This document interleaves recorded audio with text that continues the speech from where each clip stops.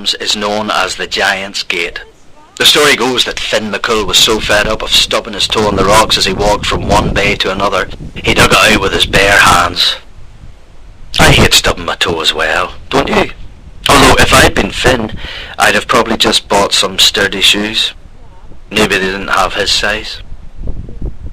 They do say that in the 19th century, men building a path carved this hole in the rock using picks and shovels. But the giant toe story makes much more sense if you ask me. Sir, if that is true, then why is it the only man-made aspect of this entire fantastic vista? All the rest is due to the actions of Mother Nature. Look, if you will, at the columns themselves. Then cast your mind back to a time before man walked the earth. Then a lush tropical forest grew here, in the chalky soil of a primeval landscape. Deep below the earth, powerful volcanic eruptions pushed molten lava up through cracks in the ground. As time passed, this lava cooled, forming a layer of what is known as basalt. Throughout the centuries, this process happened many, many times, eruption after eruption, forming layer upon layer of basalt.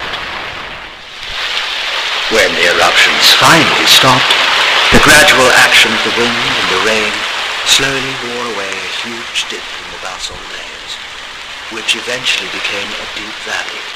This is where you are now standing.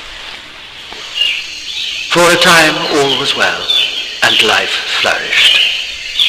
Then, another huge volcanic eruption covered the entire landscape in yet more lava, filling the valley and turning it into a huge molten pool.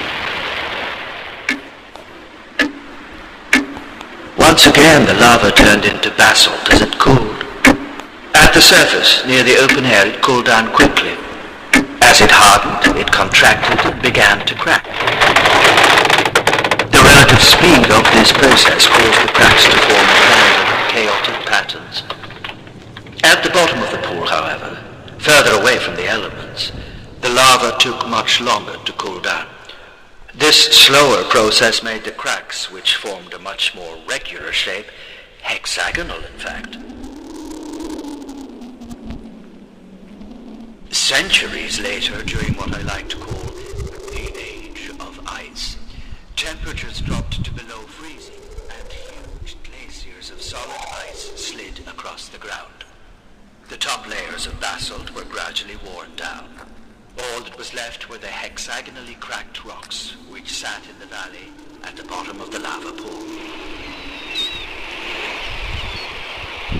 Thousands of years later, the weather became warmer, glaciers melted, and the level of the ocean rose. Crashing waves washed away the soft rock above and around this hardened basalt. What remained were the famous hexagonal columns of the Causeway.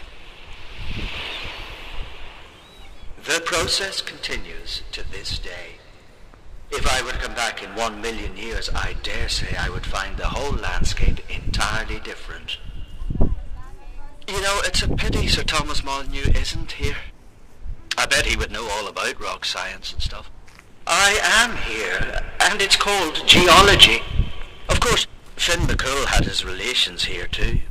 If you'd like to hear about one of them, select the next track.